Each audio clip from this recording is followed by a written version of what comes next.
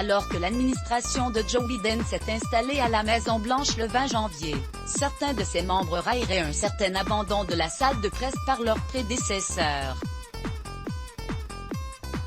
À propos de grands ménages à la Maison-Blanche, l'administration de Joe Biden tourne la page de l'ère Trump.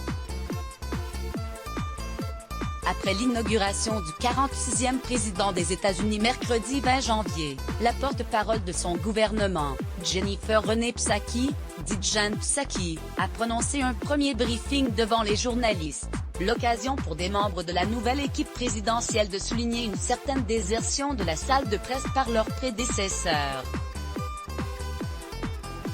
La journaliste spécialiste de la politique américaine, Laurence Haïm, aurait ses propres informations sur ce premier briefing du mandat. Elle a déclaré, non sans une touche d'humour, sur LCI le 21 janvier, que les équipes de nettoyage de la Maison-Blanche ont dû enlever la poussière en arrivant dans la pièce, tant elle avait été abandonnée par leurs derniers occupants.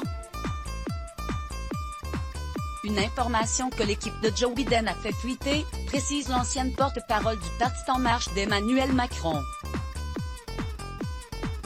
Les 132 pièces de la Maison-Blanche ont par ailleurs été entièrement désinfectées avant l'arrivée de son nouvel occupant, la crise sanitaire étant la raison officielle de ce grand lavage.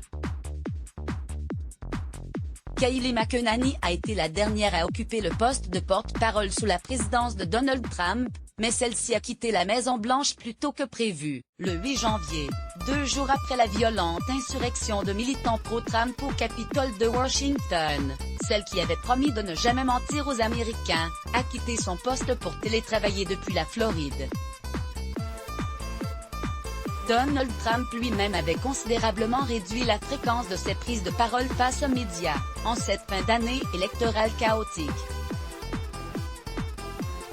Au début de la crise sanitaire du coronavirus, le président s'exprimait quotidiennement sur l'évolution de l'épidémie et les réponses apportées par la task force dirigée par son vice-président, Mike Pence, en avril, quelques jours après avoir suggéré des injections de désinfectants pour soigner le Covid-19.